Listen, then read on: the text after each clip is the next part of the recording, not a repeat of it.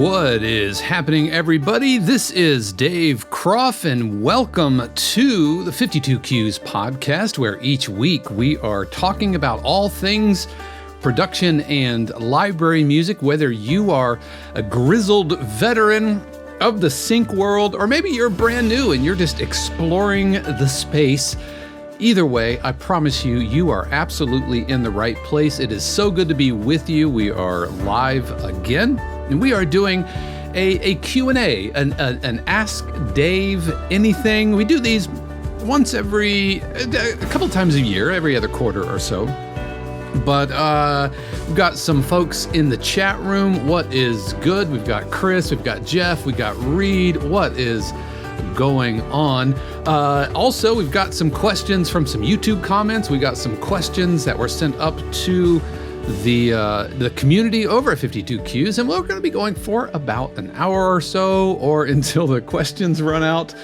But it is so good to be with you today. And of course, as always, a huge word of thanks to our family, friends, and neighbors, subscribers of 52 Qs, who are composers just like you, working to get better at production and library music and make a career in the sync industry. And 52 Qs is there to help with live streams, workshops, Zoom feedback sessions, hours and hours of video archives, as well as pitching to real music libraries. So if this is something that you're interested in, why don't you head over to 52qs.com and join us? We would absolutely love to have you. So like I said, we're going to be going for about an hour here. Happy to answer any questions at all. Ask me anything. That's totally good. And how are we doing, chat room? Good to see Yuka. Good to see Steve, Mr. Haddocks. Yeah, folks in the chat talking about a new briefing room brief that we just launched. That is going out with a super quick turnaround. We call our briefing room briefs. Well, typically, if you're not familiar how our briefing room works. And what the briefing room is, it's a feature of our family subscription where we pitch and write to real music library briefs. And so we have briefs that we send along, and they have different rounds of submissions, and there's feedback with revisions and everything else. So those are just our standard briefs, usually 6 to 8 week window.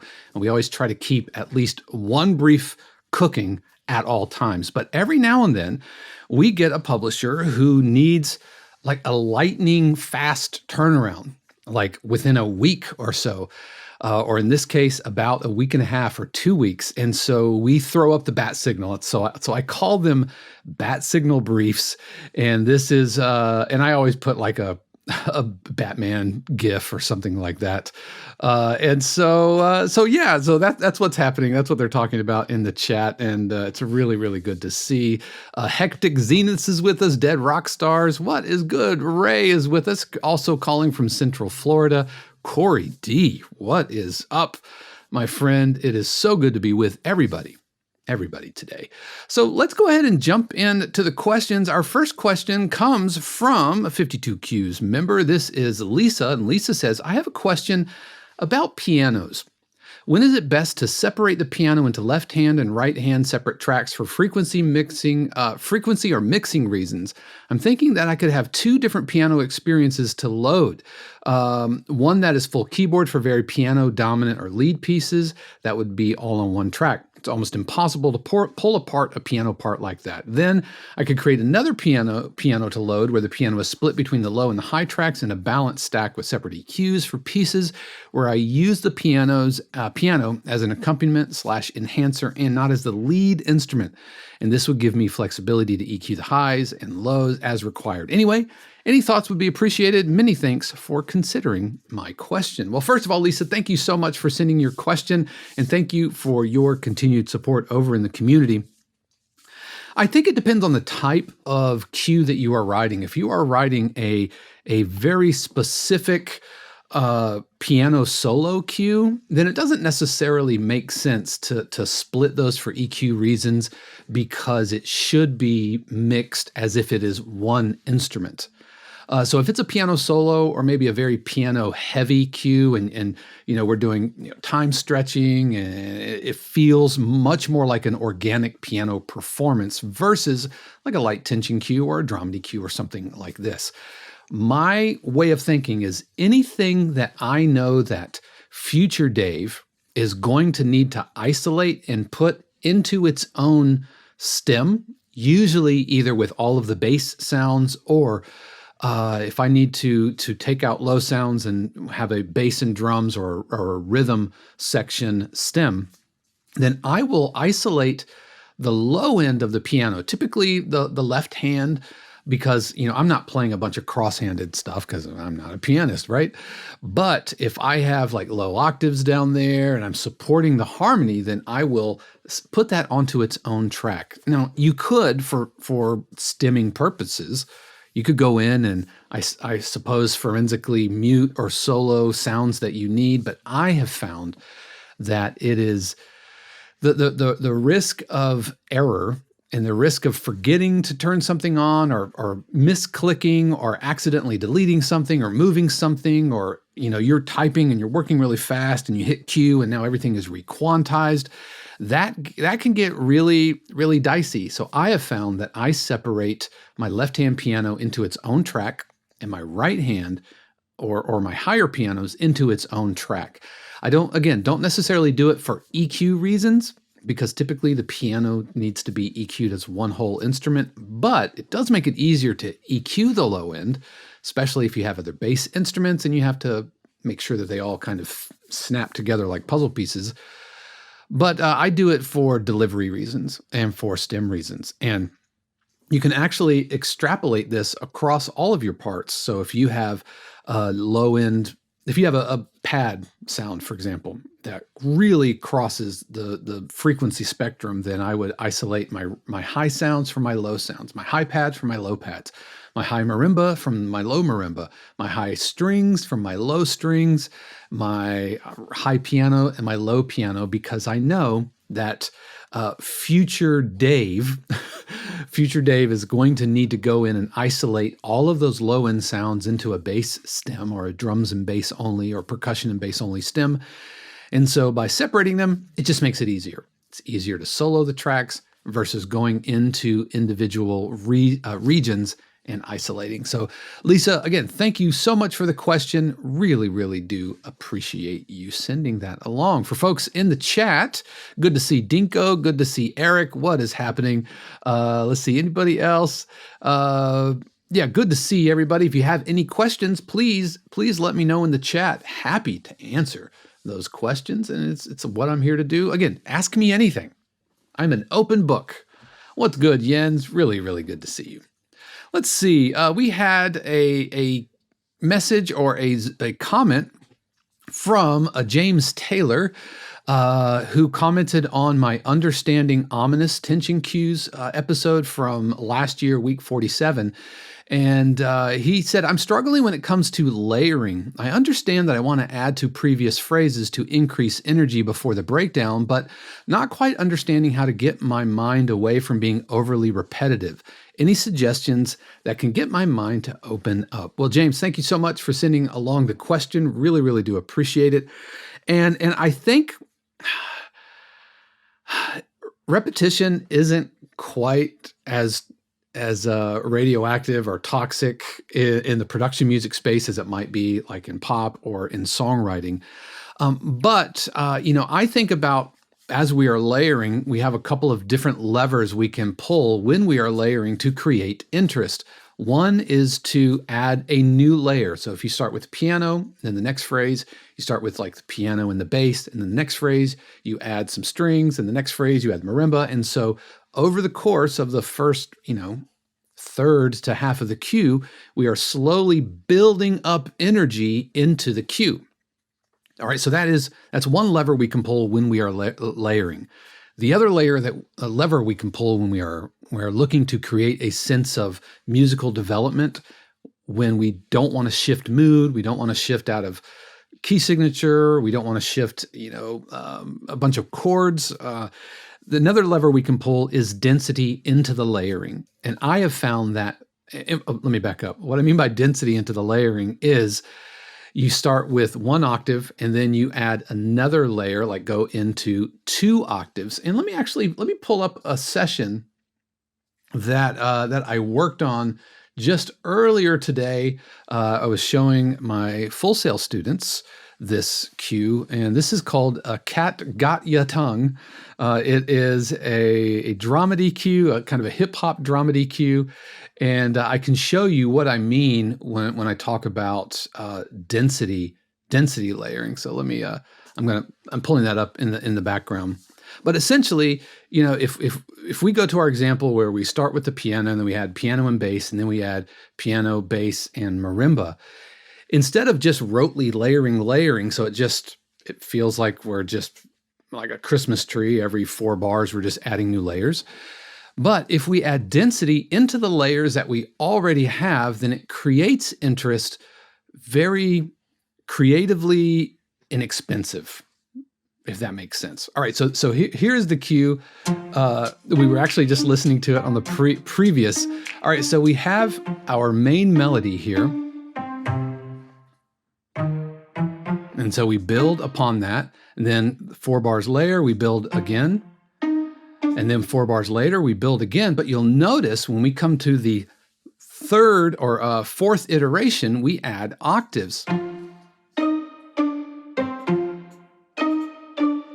And so when you blend that with density layering and texture layering or instrument layering, so here we're starting with just the percussion, the melody, we add a little beat, we add some Motown bass, some kind of mystery vibraphone, and now we're kind of done with the intro, and now we're into it properly.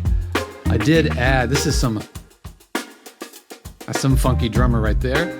All right, so we added an additional gear of energy by doubling up our octave in our main melody. So we went from single octaves to double octaves. And my harmony has single octaves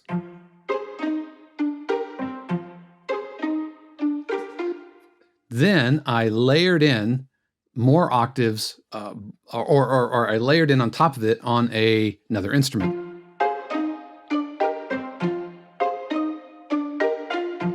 So it's another instrument, but it's doing the same thing, and that creates a sense of density.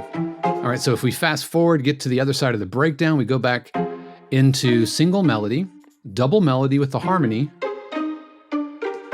double melody with the harmony, and we've added even more layers into the pizzicato harmony.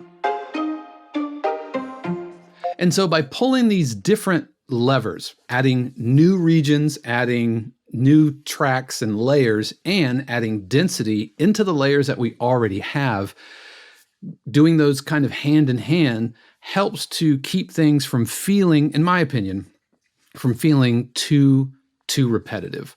And so yeah, I hope that was helpful. Hope that was helpful for you.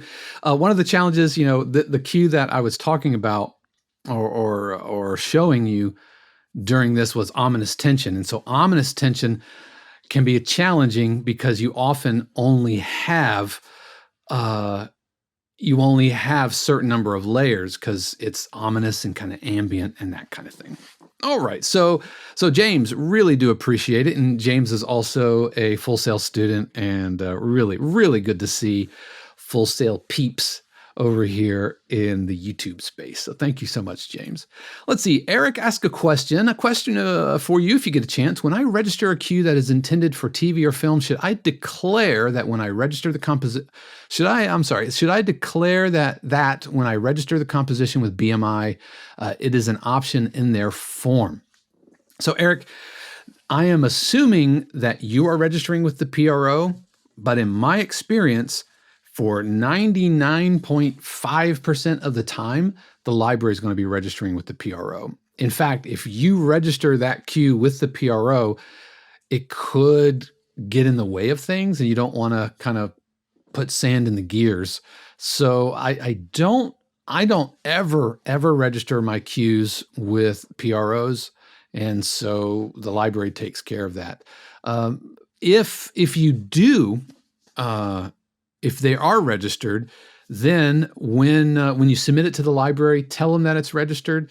But the library typically needs to do their own registration for the PRO because they're entering in, especially if you're with an exclusive library, they are entering in their own publisher information. Whereas if you're registering it, then you are putting in your publisher information or you're leaving it blank.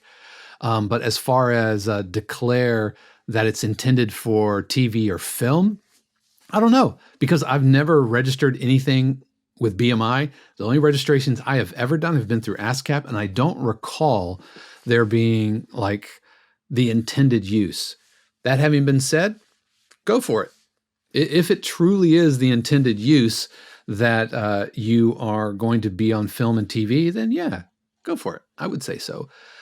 But I would hold off until you know that you need to register it yourself and not the library.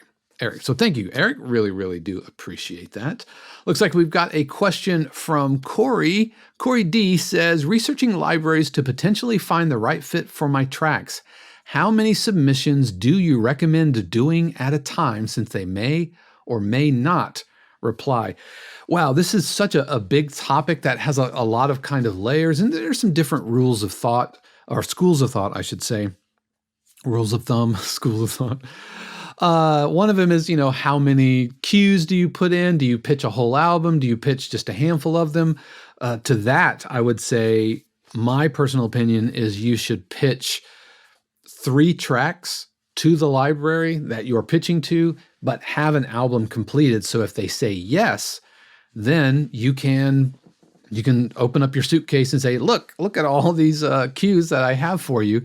And it makes it really, really simple. What libraries don't want when you are pitching is they don't necessarily, want a whole giant playlist of everything. This isn't your portfolio. You're not inviting somebody to look at what you can do. You're not inviting a library to look at what you have done. You are pitching to a library to say, this is what I have that is available that I think you should have. And so having 2 or 3 cues and a very highly focused, not handwritten, but custom written email. Don't use form letters. Use AI, with the understanding that it can help with grammar and that kind of thing. But you don't want to depend on AI. But I'm telling you guys, libraries can absolutely sniff out form letters. So don't use that. Yeah, Corey says, I meant how many libraries. Yeah, I tangented there. The fundamental question is, how many do you do at a time? If you are pitching custom, with a custom pitch, I would do those one at a time. Because the absolute last thing you want to do is pitch to a library and say, man, these cues that I wrote, they're like the perfect fit. And I think you're going to love them. They're just for you. And then they get back to you in 2 or 3 weeks and they're like, yeah, we'd love them. Thanks so much. And you're like, oh, sorry, I've already given them to someone else. And that can absolutely sour the relationship. It's like asking, 4 girls at once to the prom, and you told each one that they're the most important person. And then, they all say yes, and you have to pick one, and it's weird. Which means you might have some cues that are kind of tied up until you hear back. This is a little bit different from like the taxi approach, because with the taxi, that is somewhat more of an open submission kind of cattle call, and everybody is all pitching at once. And my philosophy is, and I don't know if this is wrong, but I feel like how to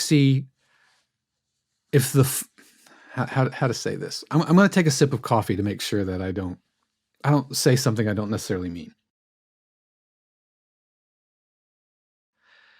If the libraries that receive the forward are not obligated to give you a yes or no, then you are not obligated to keep it exclusively for that forward. Maybe that's a wrong way of thinking about it, but let me say that again. When you get a taxi forward, everybody knows that you don't hear back from the library, which can lead to some frustrations. I talked about it a couple of years ago, my whole year of taxi and all that stuff, right? I get it. It can be really frustrating for your forward to kind of go into the void and hear nothing. That having been said, if the forwarded publisher or library does not have an obligation to tell you yes or no, then you are under no obligation to hold that queue for that forwarded library. So that's the taxi situation, which can kind of create a distortion field of how the process could work with some libraries. But if you are custom pitching, then that's a completely different situation. If you are custom pitching, then you are asking a girl out to the prom. And so you need to wait for them to say yes or no, which begs the question, how long should I wait? Well, my recommendation is to wait a couple of weeks after the pitch and then have a follow-up. Hey, not to like, did you hear my stuff yet? Not like that, but just saying, hey, just following up, wanted to make sure that you received my previous email. I'm happy to answer any questions you might have. Want to make sure it didn't get caught in your spam filter or whatever. And then after another 2 weeks, right? So we are after another 2 weeks, so we're a month after the pitch, send up a follow-up email practically saying the same thing. And then at that point, you could either wait another couple of weeks and send them another message. This is, of course, assuming you hear nothing. If they get back to you and then they say that, hey, got your email, haven't listened to it yet, but we'll get to it, then that timer kind of resets. You know what I'm saying? So 2 weeks after radio silence, that's when you send the first message. Then 2 weeks after that, send the follow-up message. If you get a message, then that resets that timer. After the second follow-up, if it's radio silence, I would probably give it probably another 2 weeks, because these libraries are busy, and in our mind, we have a picture of a bunch of people all in an office, right? And this is like this bustling kind of newsroom energy, but it's really not. Libraries tend to be very small companies, mostly a handful of people, and they are working a ton, and they're probably taking in a ton of submissions. So we're now at the end of a month, so 4 weeks. I think it's up to you whether you want to send one final follow-up, and don't get all threatening and weird. Basically, and you could say, hey, I just wanted to send up, one final message to see if you were interested in the queues. So you send the first pitch email. 2 weeks later is a follow-up that's basically saying, hey, wanted to make sure you saw the message. Happy to answer any questions. The third follow-up would be, first week, 2 weeks is did you get the message? After 2 weeks after that, that's basically, hey, wanted to send another message, give you, to just reach out one more time to see if you were interested in the queue. So if that makes any sense, I kind of pretzel logicked my way around and I got lost. But you should wait. You do not want to get two responses to the same dance at the same time, and now you're going to end up pissing them both off. Then none of the girls are going to want to dance with you. Corey said, sounds like follow-ups are okay. Follow-ups are totally okay. In fact, any library worth working with is going to be thankful for a polite, professional, jovial, casual kind of a follow-up. Again, not as a pestering, but just saying, hey, just wanted to follow up. If they're like me, they'll appreciate the nudge, and they'll go, oh, that's right. I saw the email come in. Here's what happens with me. If you've ever sent me an email or a message on Mighty or something like that up in the community, and you're wondering, why hasn't he gotten back to me? 9 times out of 10, I see the message. It's not anything that I can comment or respond to within just a couple of minutes. So I mentally make it a to-do for future Dave.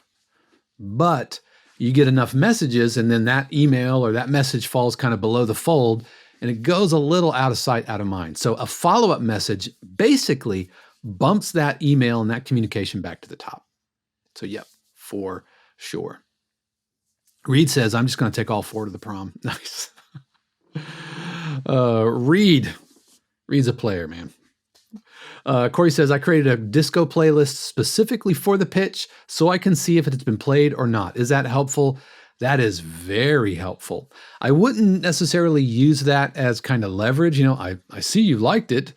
Did you like it? Let me know, right? That's like asking somebody to the prom by sending them a letter or a message that says, do you like me? Circle yes or no. And you've watched them open, right? That gets a little desperate feeling.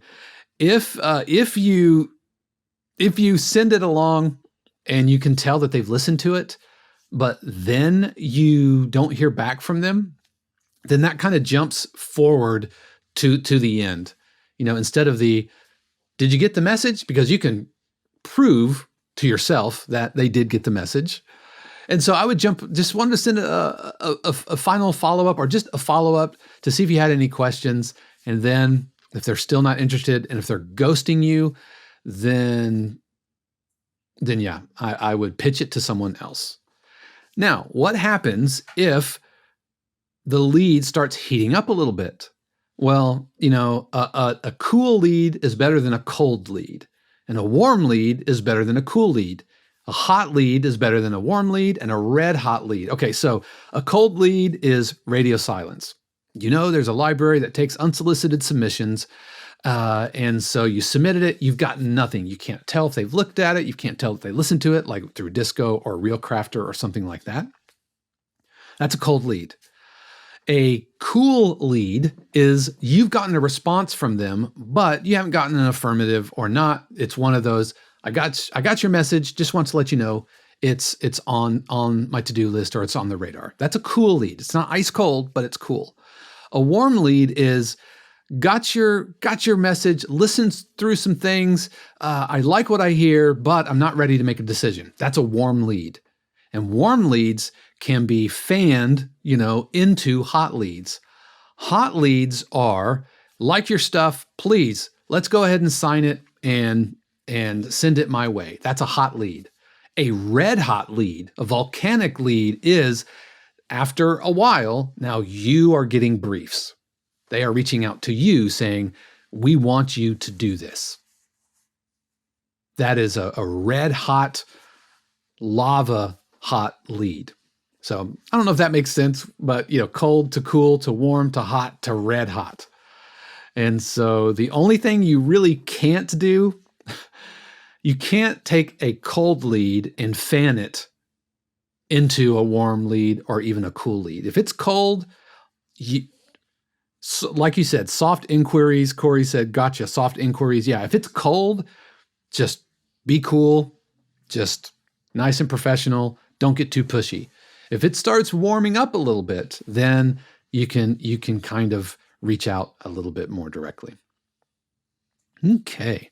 All right. Jeff asked a question over here in the community. Jeff asked, if a composer has gotten back some cues that were previously signed to a publisher and even placed on shows, the reversion clause, publisher going out of the business, so you were able to get the cues back, can that composer still pitch those cues to an exclusive library? Those cues are probably still living on hard drives of editors or supervisors, so I'm guessing there will be some confusion if those identical cues get pitched to the same shows by different publishers. Well, I think it really depends on whether, if the publisher went out of business or if there was a reversion clause. Let's start with going out of business. If a library goes out of business, typically all of the licensing agreements that the publisher had with a production company are dissolved. They're no longer valid because there's nobody on the other side of that contract to execute the contract, right? And so at that point, If the company is not sold somewhere and those assets aren't transferred, which is very, very unlikely, but assuming that the assets aren't transferred, then the production companies legally cannot use the cues that were licensed to the company that's gone out of business. So they would have to enter into contracts with whatever new company. If there is no new company, could those cues still be living on a hard drive? Technically, yes, but the production company should know that the license that originally covered this music usage is no longer valid. So I think at that point, you're probably safe. Now, as far as a reversion clause, that's interesting. And in case, if you're watching this and you're like, what's a reversion clause? A reversion clause is a clause that lives in a contract, and you don't see them a ton. I know in the contracts that we have with the composers through the briefing room and 52 Qs and publishing and all that stuff, I did have a reversion clause, or we do have a reversion clause that states after a certain amount of time, or if a Q has not made enough money, like a certain target of money, then the composer can request the Q back. Basically, you can have it back, the copyright, the license that the publisher has to represent your music gets reverted, and you can then take that somewhere else. You can either pitch it yourself, you can pitch it to another exclusive library. How reversion clauses get executed to the licensee? That's an interesting question. I don't know. That sounds like a question for Biagio, because I don't know if he is going in and asking, is this still on there? This is probably why reversion clauses aren't that common. But I would definitely check with that. And if you have a library that has a reversion clause, then it might be worth asking how is that going to get enforced if you were to revert it. Now, all of that having been said, in the nearly 800 Qs and 12 years of doing this that I've had, publishing and contracts, I've only executed a reversion clause once, and that was a Q that had never been placed, and I wanted it back because I had a red hot lead for another publisher. And so I executed my reversion clause, got it back. They removed it. It never got placed. And so there's no issue.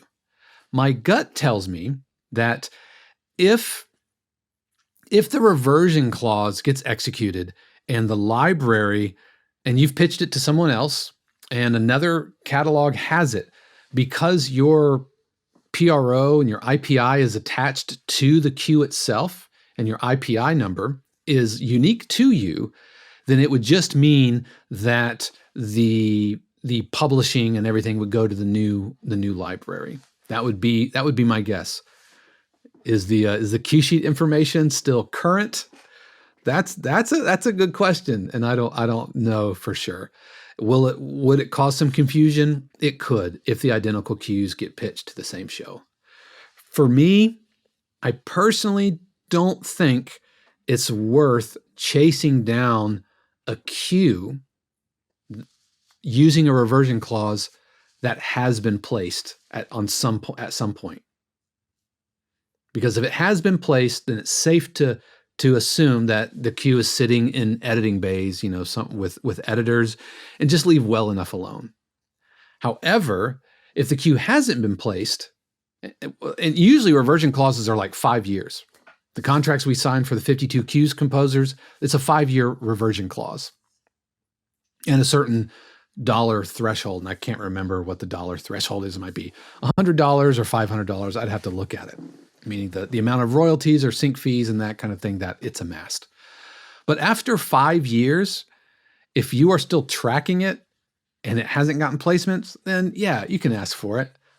My philosophy is let sleeping dogs lie and kind of move on. But that's a great question, Jeff. Really do appreciate you asking that. All right, let's see.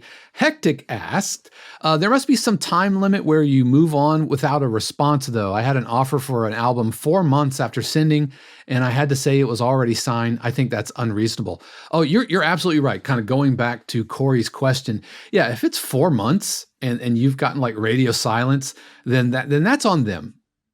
Then that's on them. And I don't think that's unreasonable at all to I don't think you are being unreasonable to move on and pitch it somewhere else. Now, if they are reaching out to you and every few weeks they're like, "Yep, we're still on it," then I would keep up with it. But if it's radio silence for 4 months, even after a yes, and after you have followed up, again, make sure you're doing your own due diligence here and you are following up. Because if you're not, then the library might just be assuming that everything's, copacetic, and now suddenly they go to finally publish it because they finally got to it on their to-do list, and then you're like, sorry. Then like, oh man, so that's not a great look in my opinion. But if it's been radio silence for 4 months, yeah, absolutely, yeah, that's not great business on the library's part. Let's see. Dinko asked, how important do you think it is to include a B part or a B theme in a dramedy genre? Some libraries I work with prefer sticking to a single musical motif throughout the entire track. I find sticking to one central thematic motif throughout the entire cue is best, especially with tension cues and with dramedy cues being on the tension spectrum. I feel like it just works best. How do you create a B section? Well, that's, the cue that we've got looking at over here, the cat got ya tongue, it builds up over time. And the B section is created not by incorporating new thematic material, but by just removing material. So going to this. And it's all the same parts, it's all the same, different phrases, but by pulling things out of the foreground, then these background elements get elevated to where they almost sound like B material. Now, that having been said, that gets a little different if you are doing, obviously if you're doing vocal songs, or if you're doing even like main titles and themes. They tend to have proper B section like you would learn if you're writing a more kind of traditional compositional, quote unquote, classical or concert type of approach, where you have an A theme, you could have a B theme and a C theme that's in a complementary key signature or a relative minor or parallel or whatever. So there are schools of composition that works. But really, if you think of it this way, imagine you are an editor and you are putting a scene together, and every scene on television has a beginning, a middle, and an end. It could be a 3-act structure, but typically a scene in a story has a sense of rising action as the cue progresses. And each scene is typically around a set in a certain setting, or it's telling just one part of the story, or if it's just one emotion. This might be a scene where somebody is confronting, somebody that they have an argument with, or a scene where somebody is confronting whether or not they can install broadband internet, but over the course of the scene, there's rising action. Could be tension, it could be humor, it could be, melancholy, sadness, happiness, whatever, but there is a sense of rising action throughout the scene. And we want our cues to represent that somewhat, but also not pull out of the emotional center of what the cue is about. Because if you're an editor and you have a scene and you find a cue that really, really works, and you need the cue to predictably increase in energy, increase in tension, heighten emotion throughout without changing emotion. And we do that through layering and through, arrangement. And so going to a B section where we just take things away gives an editor options of different energetic levels without zinging off into a new mood or a new emotion. And so I find very, very rarely that I will write B sections that have proper, like a counter melody or a B melody. So like we have A theme, an A theme, and then a B theme, and then maybe an A theme. But it really depends on the type of cue that you are writing.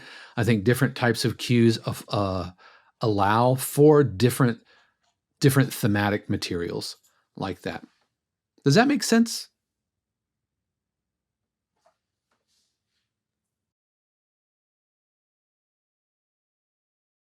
I hope so. Excellent, excellent.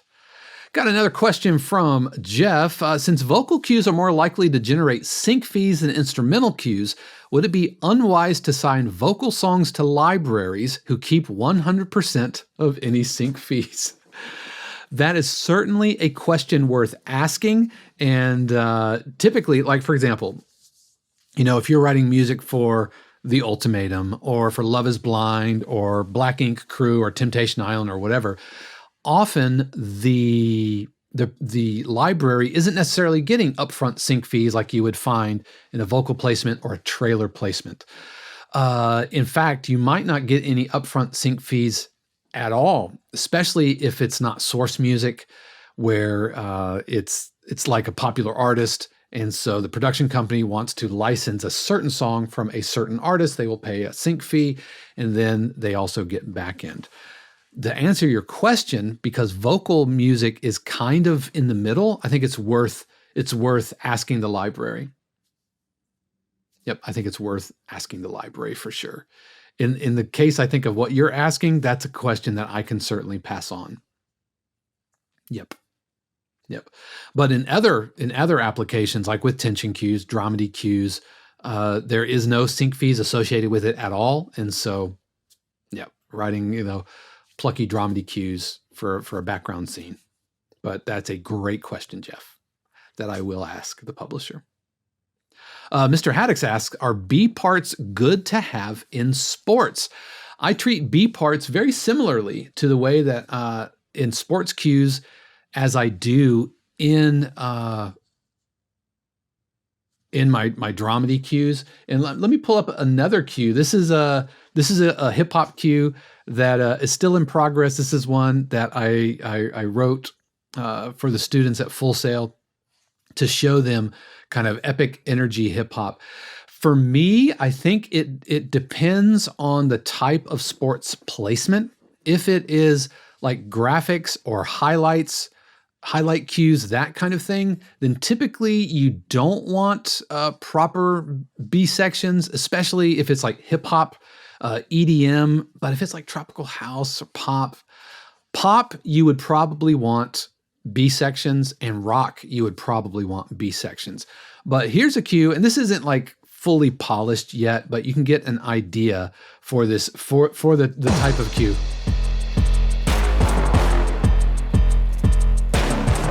By the way, you can see the layering and everything going on in this cue. All right, so we go forward again, we go forward again, adding density, adding layering. And by the way, I'm adding density using these track alternatives. These are kind of like gears of energy here, and I find them super helpful in Logic. Anyway, so when I go to the breakdown here, so this is the final phrase. And so this would be like an epic orchestral hip hop cue for highlights or graphics. So going into the B section,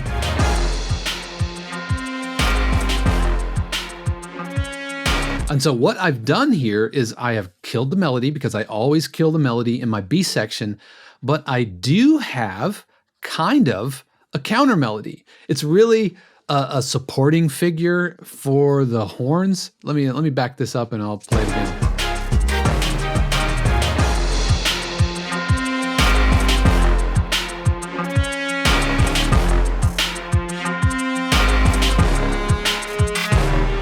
And then we're going to build it with harmonies and everything else. One of the things that I love to do at the end of my breakdowns is introduce melodic fragments.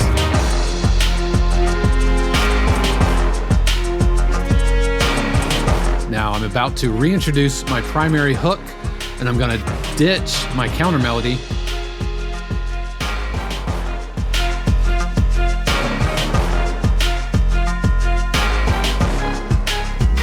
And then bring in my counter melody. So I will hold off on this counter melody, or in this instance, these supporting horn figures.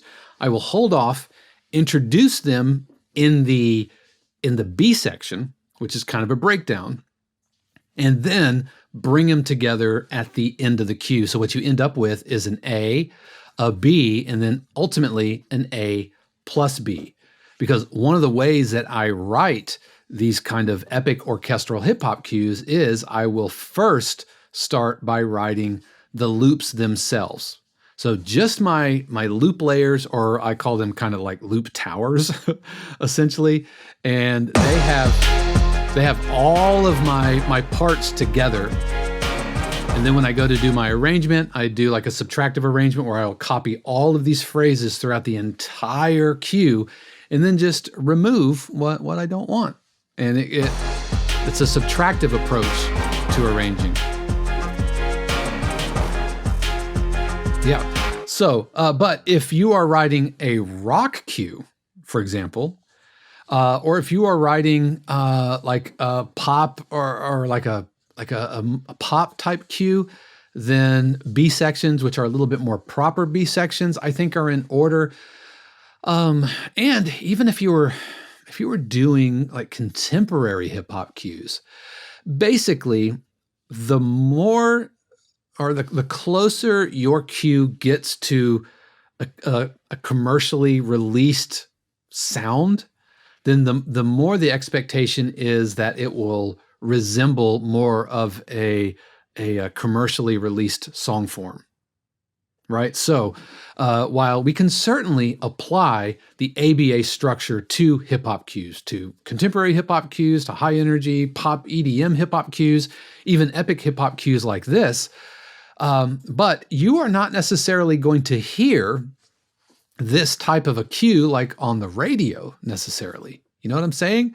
Like nobody's like writing music like this. It's just very much in a film and TV, Fast and the Furious or football music kind of approach. So you can have kind of a larger ABA, but if you're writing something, again, pop, if you're writing rock, if you're writing contemporary hip hop, then it opens the door to use much more of a verse, chorus, bridge type of an approach to a more of a commercially released song form. And in that case, then you could get away with a proper B section. Still, even though with me, I still pretty much stick to my breakdowns being removing instruments as opposed to zinging off into another direction.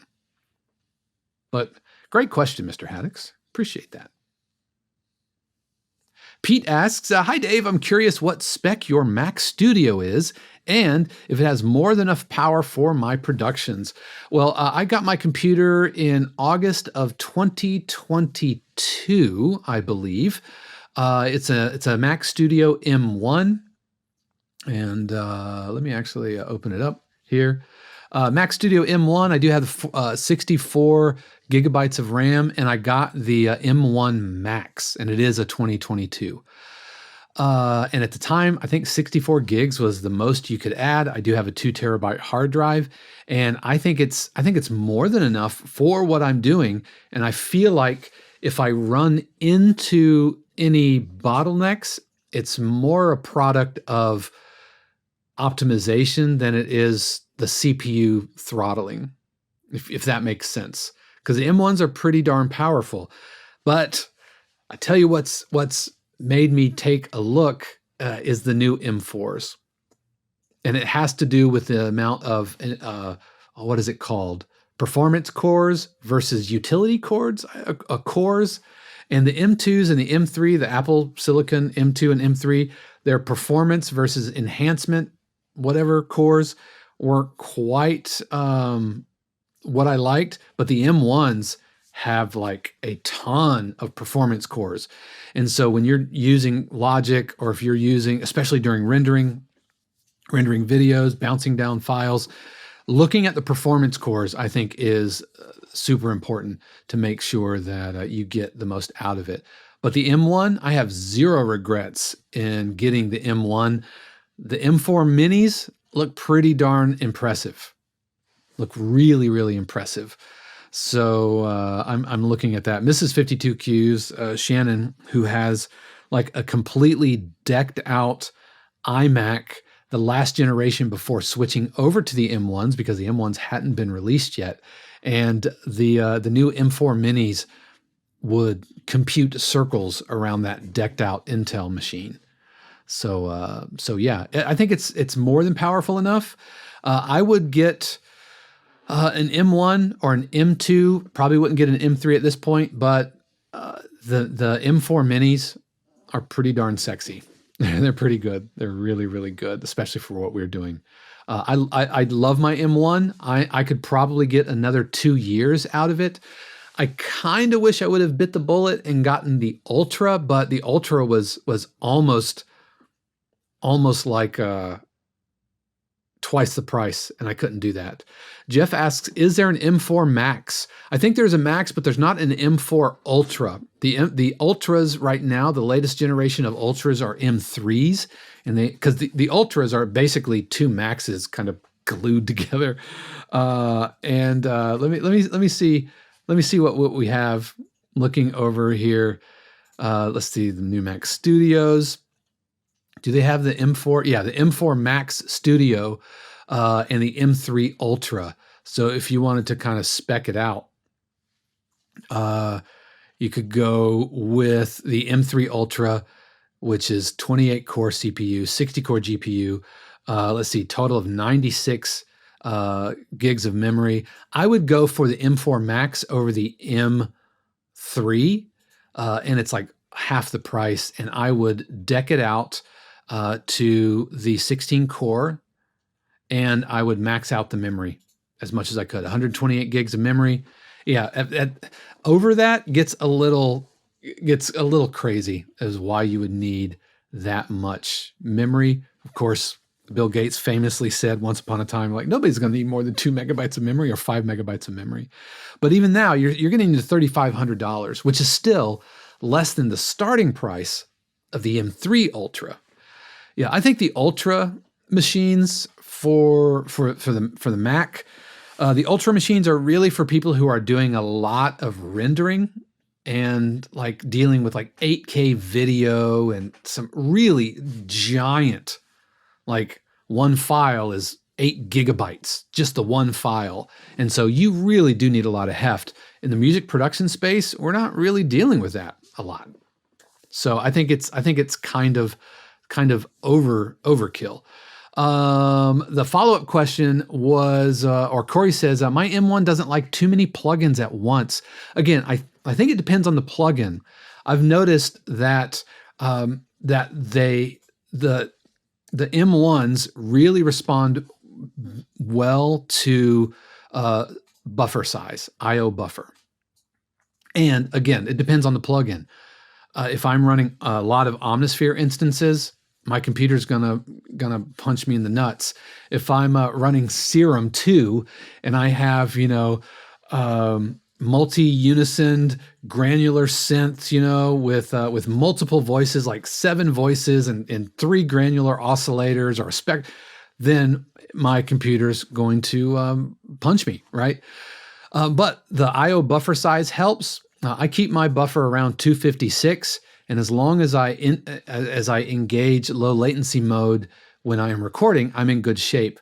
If you are running into issues, my recommendation would be to, while you are writing, you engage low latency mode, maybe bounce into place, freeze tracks or whatever, and then when you are done actually writing, meaning you're not going to go recording where latency is an issue, then max out your buffer size. And this is something that I need to be better with. I think doing the buffer size tap dance is something we should probably get a little bit more used to. But if you're like me, I kind of stuck it at 256, and if it's not that, then I'm like, oh, what are you doing? Well, computer, you're better than this. But if I would max out my IO buffer, and then it will give me a ton more headroom. And so yeah. But Jeff, yeah, there is an M4 Max, and that's, if I were to buy one right now, I would probably get an M4 Max. I'm going to be looking to get another couple of years off my machine. Yep. So, or a year and a half. Basically, if I could get 4 years out of the not top of the line, then we'll be in good shape. I mean, I got like 6 or 7 years from my old Intel iMac before it was time, to give up the ghost.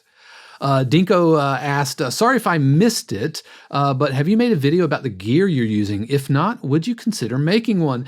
I've been meaning to make kind of a studio tour video. I know when we had the family reunion last year and again this year, where we had family members come to Orlando and hang out with me for the weekend, and we grilled out and hung out by the pool and all of that kind of stuff. But I did kind of a walking, a little mini tour. I need to do that. I need to do it. Part of the reason I haven't done it is I want to do it right, and I want the video to look good. But also, if you look like just out of frame, it's pretty rough. And I think folks in the community can second this. It's a mess just out of frame. Yeah, I've got like, I see Troy, Mr. Troy Dares hanging out in the chat. It's good to see you, brother. But yeah, I have a fishing tackle box full of drum detritus, like felts and snare wires and beaters and lugs and drum keys that's just open because in a fit of frenzy, I had to panically go through my whole system or all of my equipment because I needed to replace a cymbal felt. And so it's a real mess right now. That's why I don't have it over there. I should though. I absolutely should. But yeah, maybe I should put that more of a priority.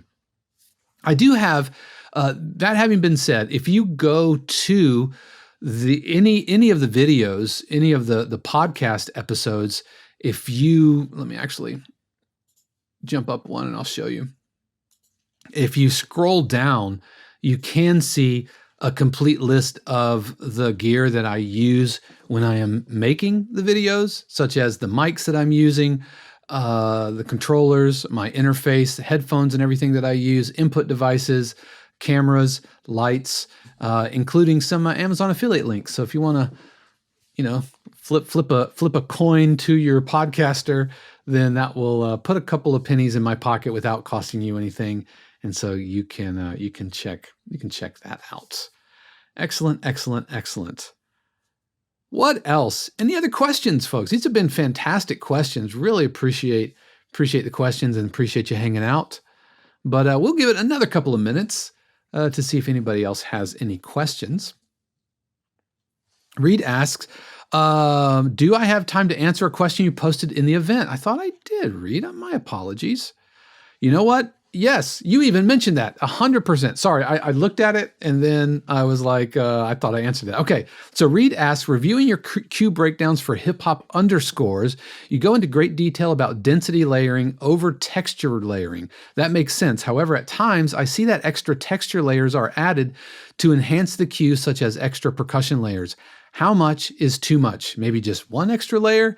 Also, what are typical moods you want to evoke for hip hop underscore sports type cues? Are they supposed to be upbeat, or can there be a variety of moods? There can be. Let me answer the last question first. Well, first, let's kind of define what we mean when we say hip hop underscore. Hip hop underscore isn't the type of hip hop cue that needs to be overly aggressive. It doesn't need to underscore action necessarily. It's not super high energy necessarily, but it really needs to sit under dialogue, which means we kind of dial back, some of the transientness of it, some of the forward aggression. And so there are more kind of upbeat underscore hip hop cues where there may be in a major key, maybe a little bouncier, maybe using some loops and samples to kind of get a boom bappy vibe. You could also have like trap style underscore cues that kind of take a page out of tension cues. In fact, you can take like a tension cue and put some trap beats, like with some stutter hats and some chirpy snares and claps and some 808s, and you got yourself a pretty darn effective like tension hip hop underscore. But either way, you just want to think kind of whatever mood it is, melancholy, uplifting, inspirational, tense, suspenseful, whatever, but it has to sit under dialogue. And so all of the hip hop elements can't be so transient and so forward in the mix that they can pull focus. So starting with that, as far as your second or the first part of your question, which was texture layers added to enhance the cue. Sometimes it's a little bit instinct, like we need something else here. But looking at the and I know this is an epic orchestral hip hop cue for like highlights or graphics or whatever, but the same kind of concept applies. I think as I am going forward, like every 4 bars, I want to make sure that I am heightening the energy of the cue. And so I'll go forward 4 bars and say, okay, what am I adding? Am I adding another layer or am I adding density into the layers? Then I'll go forward again. Am I adding another layer or am I adding density? And then I'll go again. So every 4 bars, I'll just kind of take inventory. And sometimes you can add just a little subtle something to create a sense of rising energy without adding a new layer, to create a smoother acceleration through the opening developmental arc. To borrow a taxi term, developmental arc. Okay, so the smoother that incline is, then the more gradual the energetic build will seem. So for hip hop underscore cues, because we don't want them to be overly aggressive, you can get away with a gentler slope of energy. And so as I'm going 4 bars, every 4 bars, I'm looking at the next 4 bars. What do I need to add here? Then I will either pull the new texture lever or I'll pull the density lever. Keep also in mind that underscore cues can bend more towards commercial form where you're usually an intro. The intros could be a little bit longer, more protracted than like a sports cue. Like this cue, this hip hop cue comes in really strong. It's not some really slow, drawn out intro. Whereas if you're writing a 2 to 3 minute underscore cue, then you can take some time, because that an underscore cue at the end of the day is going to be edited by editors to line up with the video, and so they can do that. Sports cues, however, are almost always needle drops. All right, and even if you were writing underscore for sports, an underscore cue is probably not going to get needle dropped live in a broadcast underneath graphics or whatever. And so it's going to be sent off to their features department. And and they do the feature stories for like athletes and struggles, and are they donating to charities, and have they, they'll cut to their home life and interview their friends or their parents or whatever. And so, underscore cues they get edited much more than needle drop live cues like this. So you can use kind of a gentler slope. I wish there was like a hard, fast answer, Reed, to just say, you can, dial up your abacus and you do the calculus of, if you have X number of measures, then you can add Y number of layers to generate Z amount of developmental arc, right? I don't think there's a formula. I think it's just practice, and it's instinct, and that instinct only comes from doing it. Yep. Pete asks, I would like to get in composing hip hop sports cues. Are there these types of briefs in the briefing room? Boy, is there. And there is, because right now we are doing we're gathering cues for the NFL on CBS, and round 1 closes on this Sunday. But we will also have a brief for mid-season refresh. We also have sports cues that go for the basketball NCAA tournament, so basketball broadcasts. And so, yeah, we do sports stuff all the time. And it's not necessarily, and this is breaking news where I don't have a breaking news bulletin. In your mind, think breaking news for family folks. I've been talking with a publisher who is interested in also getting some sports cues. I'm just saying, word is out. And so it could be another bat signal brief. But I can say that things are looking really good to be able to write even more sports cues. I do want to make just a quick clarification about the briefing room. The briefing room, isn't trying. The point of the briefing room is to write to very specific briefs. There's usually only one or two at a time, usually one, but every now and then, like right now, it's like feast or famine over here. Right now, we have 3 briefs all in process right now. Very rarely are there 3 briefs. We have one for the NFL on CBS. We have another one for horror and action trailers. We have another brief for The Ultimatum on Netflix, right? It's just this how it goes, okay? But the point isn't to just join the family, spam the briefs, call it a day. No, fundamentally, our family subscription tier is about mentoring, ongoing coaching, and so submitting. You're getting feedback. You're coming to our weekly feedback sessions. You're submitting for videos. You're doing one-on-ones, and so yeah.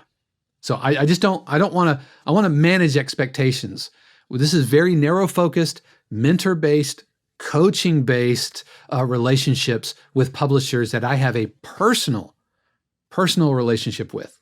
We're not going out and just vacuuming up every publisher we can find just so we can spam briefs. It's not what we're doing here at all. It's not what we're doing. Excellent, Reed. Glad that was helpful. And thanks, Pete. Glad you enjoyed that. Troy says, "Come at me, bro." To Troy's revenge. Appreciate that, man. Appreciate that. Let's do one final refresh over here to make sure that I am not missing in anybody's question. Otherwise, we might call it a day here. Is everybody feeling good? Feeling good, man. That is a quick hour and 15 minutes. But as always, guys, thank you so much for your support. Thank you for watching the podcast. Whether you are a paid subscriber or not, whether you're a member of the community or not, if you are with me right now, if you are watching or listening or whatever, just know you're one of my people. And I appreciate you, I love you, and I'm so glad to be on this journey with you and being able to help in any way that I can. By the way, speaking of help, one way that you can help me, Reed says, is by liking the video, giving us a review on podcasts.